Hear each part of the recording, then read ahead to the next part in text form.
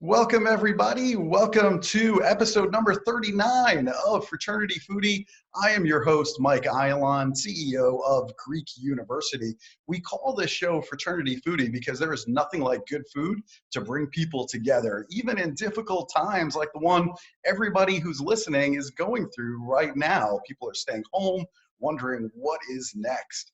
And so we're going to continue to ask the tough questions here. We're going to continue to engage the fraternity and sorority community. And we're going to bring you the best guests around to keep you engaged while you're working from home or just wanting to connect with other people while you're staying at home. Connection is really what we're all about.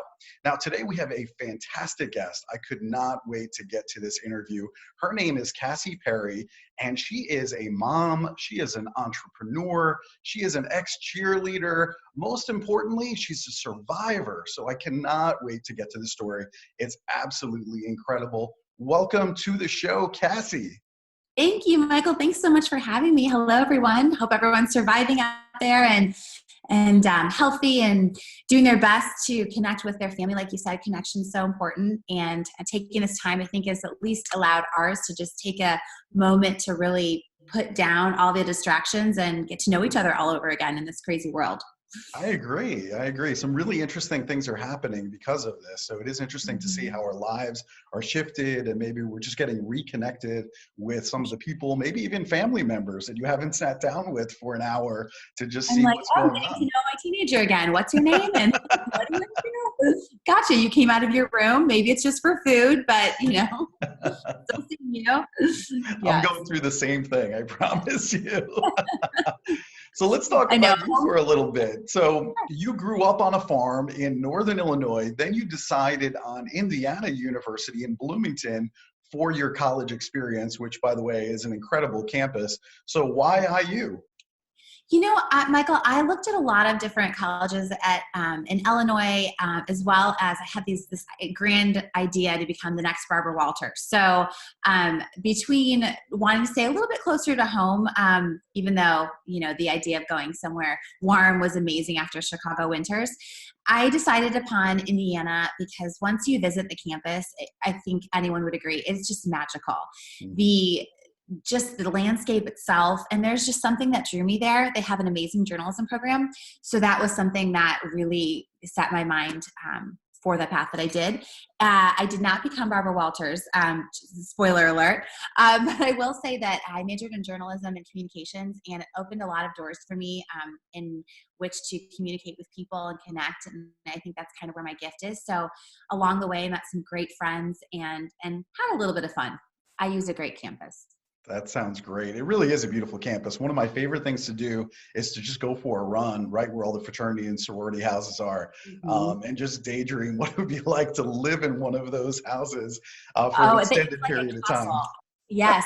And it's funny when we would run, and it was it'd be just coincidental that the boys would be outside on their front porch as the sorority girls would run by. So we definitely did a couple laps in our best athleisure. So yeah, it's funny how that works. All the guys are outside playing around while the ladies are running by. So you joined a sorority as an undergraduate at IU. So why did you decide to go Greek, and what was that experience like for you? Well, I've always been one of those people that loves a big experience, but making something a little bit more intimate. So with IU being it was so big, I thought this is a way to make it a little bit smaller, but still connect with a lot of people. And I went through the rush process. And I will say it's intimidating, I think, when you come from a smaller town, and especially for me, a farm. I mean, it was all brand new. And I will say that it made the experience that much better. I chose Pi Beta Phi, the big white house on 3rd Street. I went from being at our farm to this castle, and I remember sending pictures to my parents, and they were like, "Wow, you just moved into this grand," and it was amazing. So I also say that they chose me too throughout that process, and it's neat to kind of figure out where you're supposed to be with the people that I think will end up shaping your life, not only then, but also as an adult. I also had an opportunity to be a rush counselor, which was completely amazing on the other end, because I think sometimes we get involved in these amazing houses, but we're wearing our letters and we're so very much attached to what those letters mean and what they represent, and we're so proud of that. But then when you meet other rush counselors that are in other houses and you really don't know what they're associated with, you really start to choose the person for who they are, and that connection as well. So it made me feel like, even though I was part of Pi Phi and had great friends there, now I have great friends in other houses too, and I could have found myself in any, many of the other ones just as happy. Yeah. Which is a cool thing about IU, I think, altogether too. And I'm so happy. I'm so happy you had that experience. That sounds absolutely amazing. And another really interesting fact about you is that after college, you became a cheerleader for the Indianapolis Colts. Absolutely incredible. So how did that opportunity come about? And what is that experience like, being a cheerleader in the NFL? Well, I have to say, before I had a little bit of practice, before I went to the Colts, I cheered for an arena football team in Chicago. And I don't know if you're familiar with arena football, or if anyone is. I'm not even sure if it's still a thing. I haven't really followed up. But that is kind of like the like a boxing crowd versus, and then you put football in together. It is wild. And in the NFL, there's lots of cheering. This was a lot of like fear throwing and tossing, it was a wild experience. So I was used to being in front of a crowd dancing, and loved just the energy that was there. And when I moved to Indianapolis, I didn't know anybody here. I had moved down to be with my college boyfriend. And I thought, I'm going to make this a little smaller again, much like I did at IU. And just thought, why not? I'll try out. And lo and behold, it was an amazing experience to be chosen amongst thousands of girls that try out on a team of 50 of us. It was really cool. I do have a funny story about the finale and how I got there to that last round, I should say. My dad was always one of those guys that at my brother's football games, he would take a milk jug full of coins and quarters and shake it as loud as he could when my brother would make a touchdown. And so he showed up to the last audition, and it was live at Lucas Oil. And he was shaking his milk jug, and I looked up at him and I thought, you know what, no matter what, even if I make this or not, I've had such an amazing support system that it felt so good just to even be there. But there is nothing like being in front of that many people screaming and cheering for a team. The passion in Indianapolis is just unmatched. I will say we've got an amazing fan base. And those boys are very big when they're hurtling towards you. It feels like 90 miles an hour. So many times we'd be in the middle of something and then you'd hear run, and you'd see a cameraman almost flip over himself because you're just trying to get out of the way, because they're not looking for your pom-poms. They're like, move. I'm looking to move the ball down the field. So it was all in all just once in a lifetime experience. So. Wow, what an incredible experience that must have been. My goodness. There's a lot of college students out there that I think dream about becoming an entrepreneur these days. And you became an entrepreneur. You had your own fitness studio outside of Indianapolis. So what are some of the best parts about being an entrepreneur? What are some of the worst parts about being an entrepreneur? Kind of lay that out for our audience and what that's like. Sure. I think it's always been in my DNA to become an entrepreneur. My dad was a business owner. My mom was an artist for herself. And I just had this craving to do something and create something and have my hands on it. So that part of it was it was easy to know that I wanted to do it. What wasn't easy was to juggle the beginning of how do I start this, and how do I believe in myself enough that I'm able to be confident, but also modest to know that when I fall down and when I make mistakes, that it's okay and it's part of the learning process. So as I was starting out with Pure Barre, I was an instructor before I decided to take the leap into ownership. So I knew the business well. I think that's one of the things I would say. No matter what you want to do, know your passion well and understand what the layout looks like. Unfortunately, I tend to be one of those people that just jumps in to things sometimes because I just get excited about them. But this was something I took a great deal of time creating a business plan for, understanding how times like we're going through right now could be tough. I mean, this is unprecedented. I don't think any of us could ever imagine the impact, especially on small business owners. But having a plan for when things maybe aren't the greatest was important to me. The best part for me in just the fitness industry was watching these women come in every day and just crush their goals. I mean, we had college students from Butler University, because I was right around the corner, my studio was, versus women that just needed release as a mom. You had older women that had knee surgeries perhaps, and they were trying to get back to physical health. And it was just awesome to see someone push themselves and to know that you began and started that seed, and it wouldn't be there unless you had truly done it and put all of your blood, sweat, and tears behind it.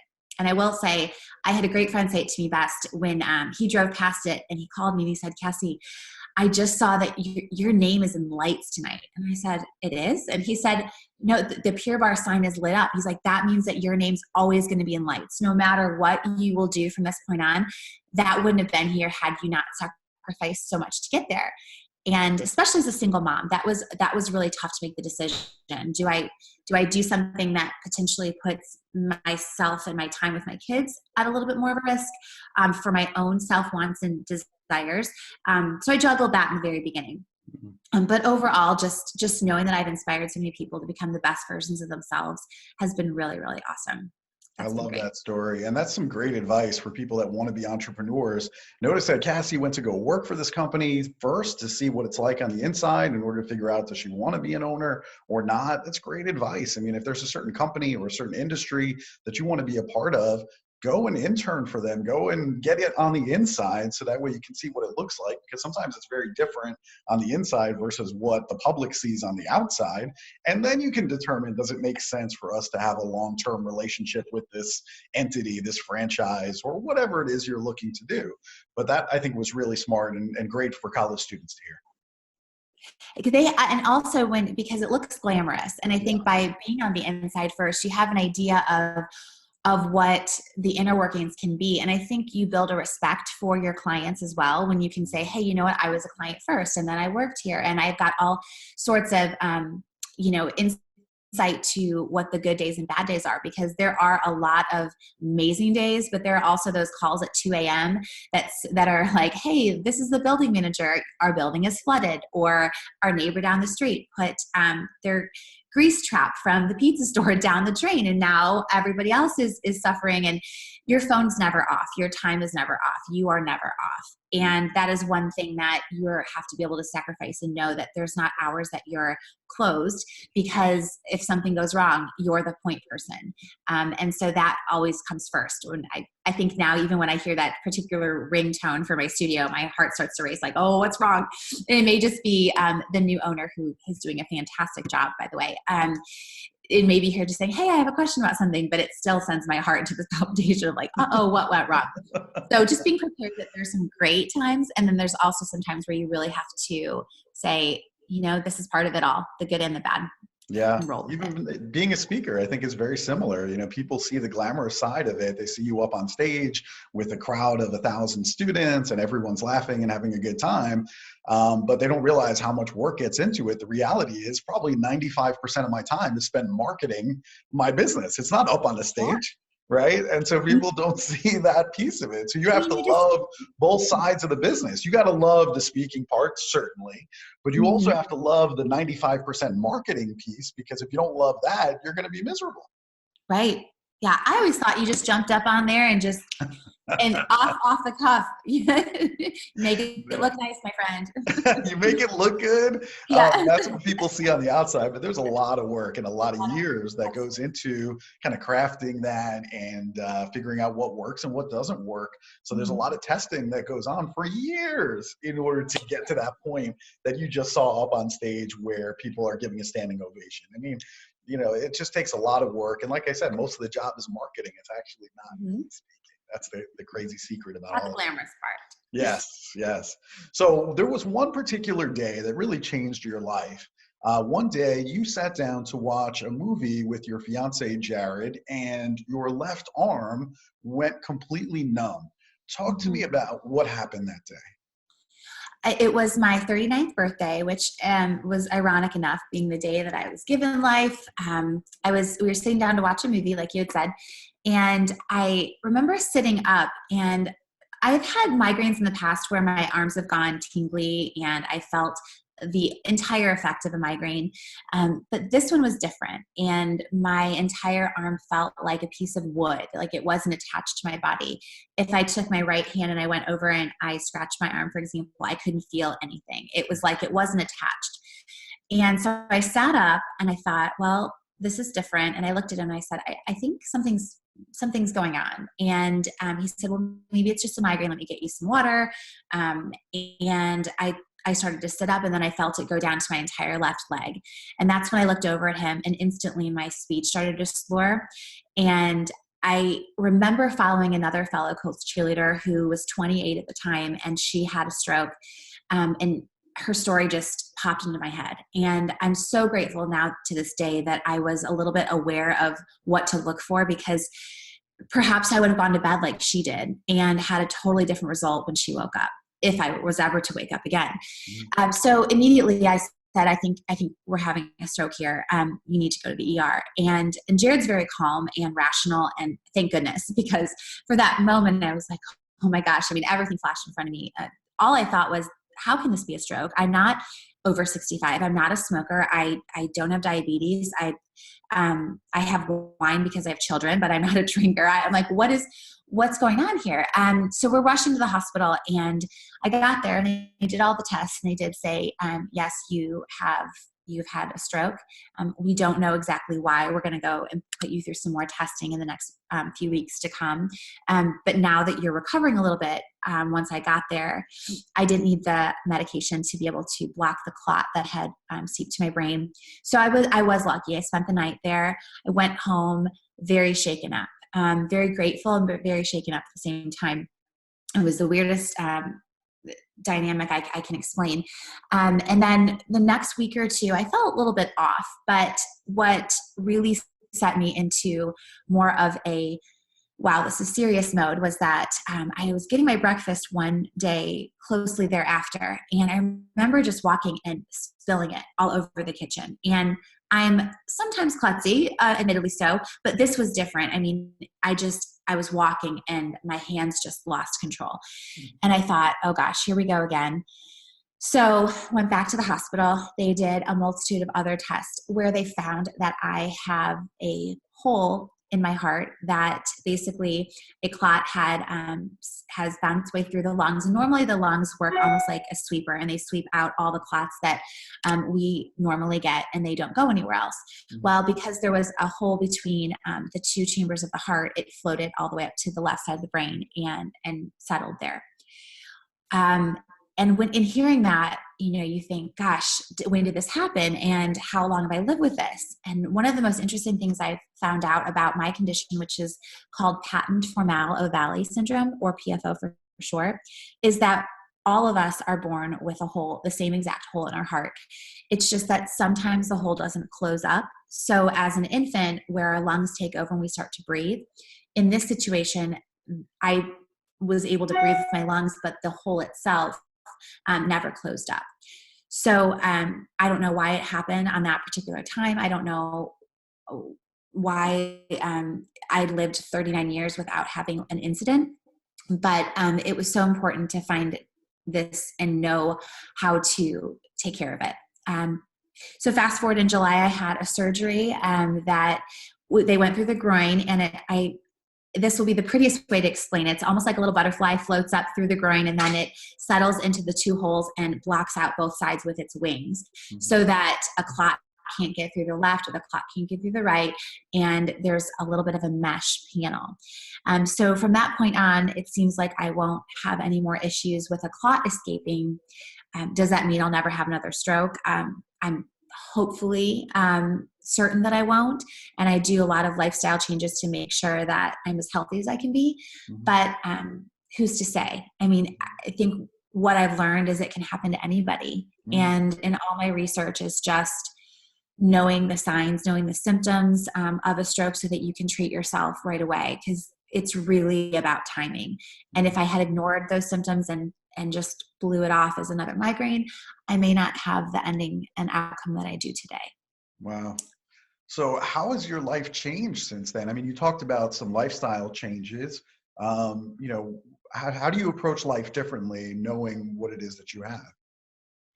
I think it's definitely made me take a step back and realize how important it is to only focus on the things that truly matter. And so I think we're pressured so much to have, whether it's on a social media page or whether it's in your career or personal life, you're so concerned about maybe what other people are thinking or how am I perceived on an everyday basis. But when you're in a situation like that, the people that really truly matter and those people that you can't imagine living without, those are the ones that flash before your eyes. And at that moment, I tried to think, okay, those are the people I'm going to spend more time with, connecting with, and not worrying so much about what, Susie down the road thinks about me. It's more like, if my daughter asks for 5 more minutes of a snuggle time at bed, or Jack, who is turning into, the typical teenager who's like, yeah, mom, you're kind of cool, but give me a few. If he asks me to like hang out with him or play, it used to be Minecraft. Now it's onto these other ones that it's just, that's him inviting me into his life and taking those times and really saying, this is what's important, because I don't know if those moments will be taken away. And I don't ever want to regret that I spent too much time on the things that didn't matter, which is so hard, Michael. That is such a hard thing to do. We say that, especially right now, I think everyone's kind of dealing with, well, gosh, things are taken away from me. And I want to be able to go outside and I want to go to my restaurant and all the things that are going on with this situation we're in. But if we don't realize what's important right now, we won't be able to experience all the other things that that are important to our life outside of that. So it's daily practice of just taking a moment and being like, okay, one more bedtime story, and then I can go downstairs and like have a glass of wine or watch a show that I was wanting to. But she's going to stop asking for a bedtime story, and he's going to stop asking me to hang out with him and watch this last basketball movie or whatever it is. So I'm going to embrace those times right now, and that's what I can control, and that's what I'm trying to do. That's beautifully said, Cassie. Really, Yeah. really nice. So what our audience may or may not know, strokes can happen to anybody at any age. Mm-hmm. So what are the signs that people should be on the lookout for somebody who's having a stroke? For sure. And in doing a lot of research and speaking for the Heart Association, I've looked into tons of different types of scenarios and cases. Definitely go along. We like to say the acronym for FAST, which is facial drooping, arm numbness, slurring of speech, and then time. So time is so important. Within the first 60 minutes, your response rate for your outcome is so important, and taking care of it. And the amount of brain cells that you lose just in that amount of time that can't be replicated is just an incredible amount. I will say that I personally have had a lot of migraines my entire life. I think they started at 3rd grade, and they've gotten progressively worse over the years. Whereas when I speak about a complex migraine, it's aura, meaning my eyesight would get a little bit fuzzy on one side and I wouldn't be able to see completely straight.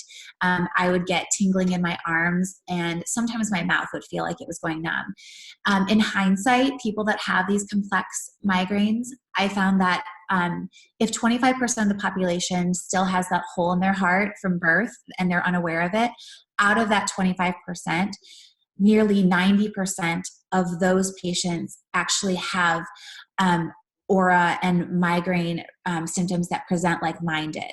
So if you feel like your headaches or migraines aren't the same, or they're getting more intense, please get them checked out. And there's a test that I did where they stimulate water going through your heart so they can find out whether or not there is actually a leak that goes to the brain. It's completely safe, and you're able to figure out if that has something to do with it.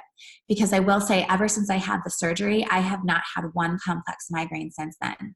And that's having maybe 2 or 3 a month since being 8 years old. So for 30 years, 2 or 3 a month, and then to have the surgery, not have one that presented the same way like that ever again, it was very telling for me that there was an association there.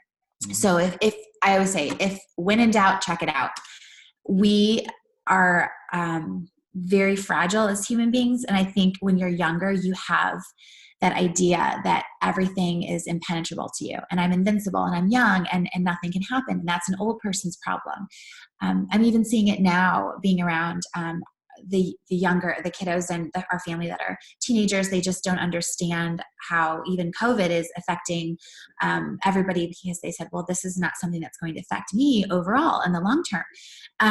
And you just have this idea, well, it can't, I'm in a bubble and it can't hurt me. And a stroke wouldn't hurt me because I'm 19 or I'm 21.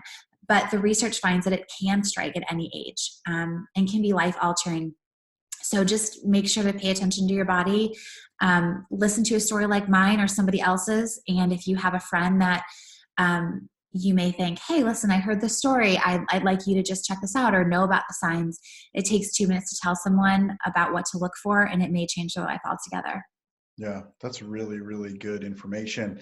I hear your story and I think about different scenarios playing out on college campuses. I think about, when I go out and I talk on a college campus, I'm talking about bystander intervention as it relates to sexual assault prevention, as it relates to hazing prevention. I'm just wondering, in your mind, what lessons can college students take from your story, and how does that apply to them on a college campus? And it may or may not have to do with a stroke, but how does that relate to them, this story?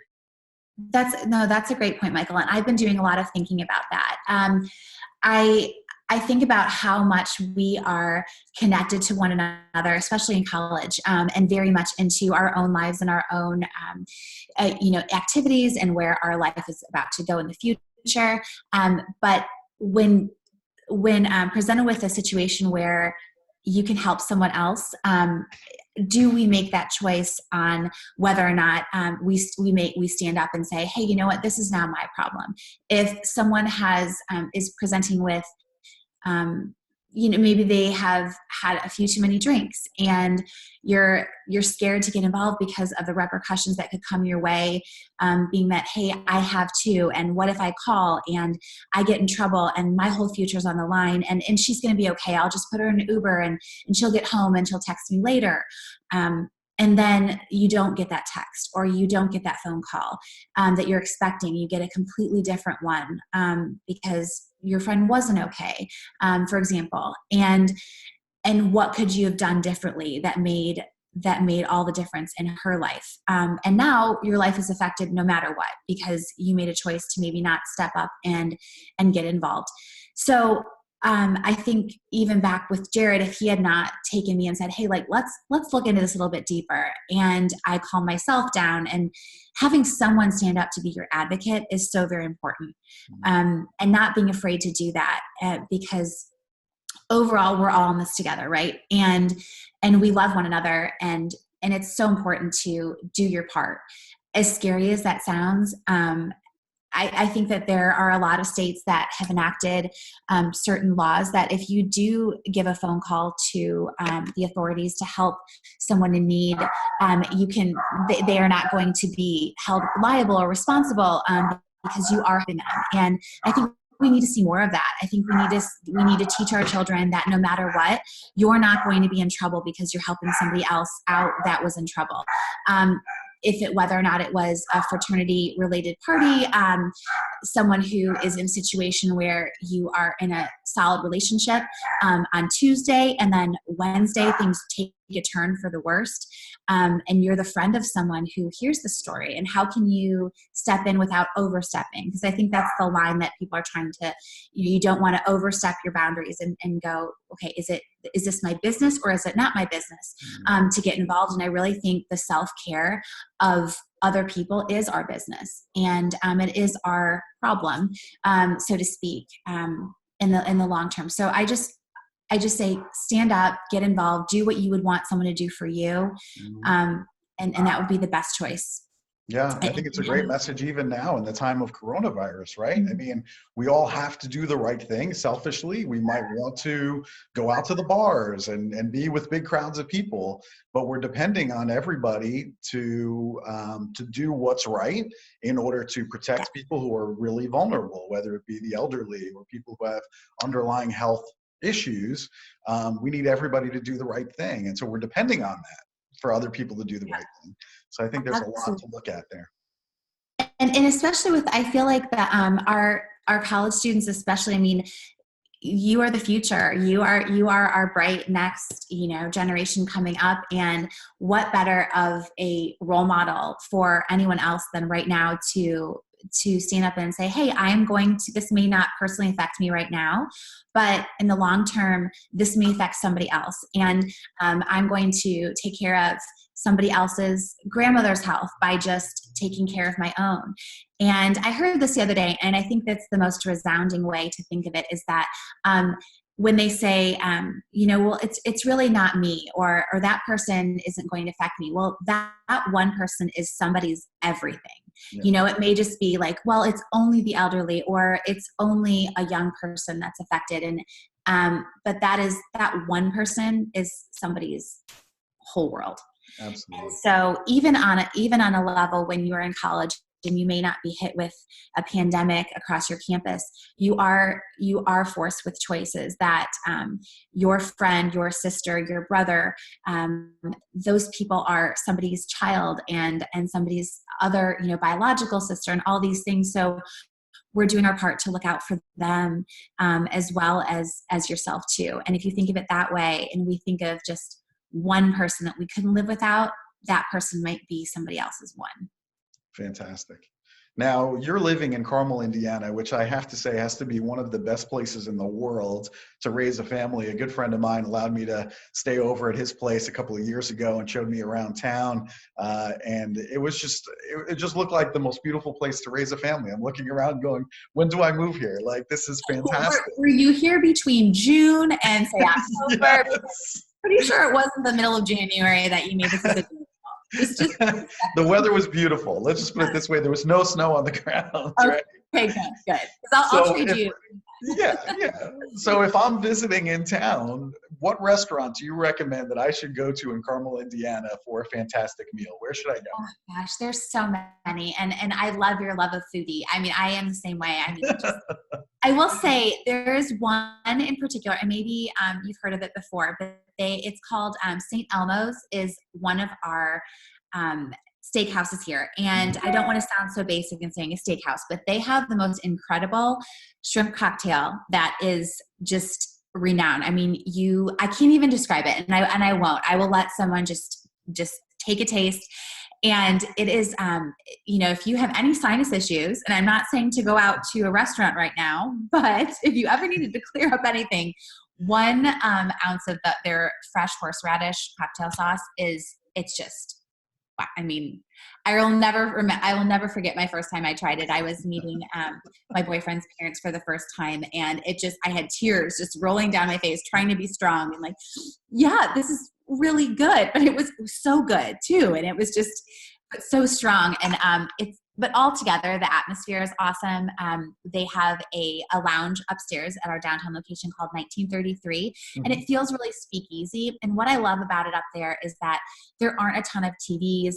It's very intimate and cozy. So you see people connecting. You see everyone ordering cocktails and having their meals, but they're talking to one another, and you're not at a bar where you feel like you have to be on your phone, or you're looking up at a TV and there's a sports game on. And Jared will put me on a stake for saying I don't like to go to places with sports TVs, but now it's really quiet. So I'm like, take me anywhere, because there isn't going to be any sports on, which is very sad. I will say that. But I do love the connection part of it. I like restaurants that allow you to feel like you're there for the reason you came, to connect with other people and have a good meal and talk about the food and put your fork down and say, wow, that was really, really good. So just spending more times off your phone and more time connecting is great in my book, but it is a pretty phenomenal place where I think people with all different types of palates would enjoy. I'm going to have to check that out. That sounds absolutely wonderful. And I'm sure there's many people listening here. They're like, I know the restaurant. It is that great. A lot of my friends live in Carmel, Indiana. So they're all going to be like, she's right. She's right. Yeah. The entire downtown is really amazing. We've got a lot of great restaurants in Fountain Square and on Mass Ave too that have just popped up that are really interesting. And I think that's the cool thing about Indianapolis, like you mentioned. It's great to raise a family here. It feels very safe, but also we are becoming a little bit more progressive and trendy. It feels smaller than where I grew up outside of Chicago in the city. But you still have a feel of like, hey, it's pretty cool still here. So people are surprised when they come to visit that have never been to Indy, and they think of Indianapolis just being cornfields and, that's it. But there's a lot to do here. A lot of great things. There is a lot. I hope people go and visit. It's fantastic. Now, this has been wonderful. I have a feeling that all of our listeners now, they're going to absolutely fall in love with you and they're going to want to know more. So do you have any social media accounts or places where people can follow you and your adventures? Where should they go? Yeah, sure. So right now I'm in the middle of creating actually a website in which is dedicated to wellness altogether. I think I've taken a little bit of what I've learned from Pure Barre, also a little bit of what I've learned as far as my journalism background in communications and writing. I find it being very therapeutic. So I'm putting together kind of like a hub for all ages, just to come and to laugh. I love to laugh. I mean, I think it's right now so important too to just keep our sense of humor because we need it in times like this. But also focus on mind, body wellness altogether. So soon that'll be up and running. But for now, I am on Instagram. It is Cassie J. Perry is my handle there, and I'll have new links available. And for those of us that are archaic and still use Facebook, it's just Cassie Perry altogether. And I have not figured out Twitter. So if there are any young, fresh minds that will let me know how to work this, that would be fantastic. But those are the two that I'm using right now, and I'll definitely keep them updated as things progress. That sounds great. And so Cassie is spelled Cassie, and then you had the letter J, right? Yeah. And then Perry, Perry, for all of our listeners. I want to make sure that you're able to connect.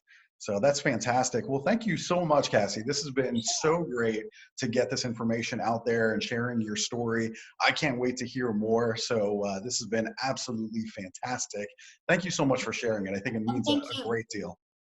Thank you so much for giving me the opportunity and just to spread awareness and also for some levity in all this. It's nice to connect, even if this is the new norm for the next couple of weeks. It's just really nice to connect with people and share positivity. So thank you very much for the opportunity. Hey, I totally agree. I think this is the way forward for us, and hopefully we can do more of this type of thing. So that way we still feel that social connection, because I do think it's so important for us to get through this.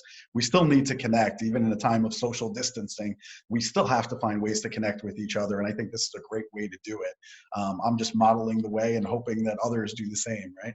That's fantastic. And thank you to our listeners. Thank you so much for sticking with us. If you like this episode with Cassie, please share it on social media so that way more people get to see Cassie and the great stuff that she's talking about. And we really hope to see you on the next episode of Fraternity Foodie. Bye for now.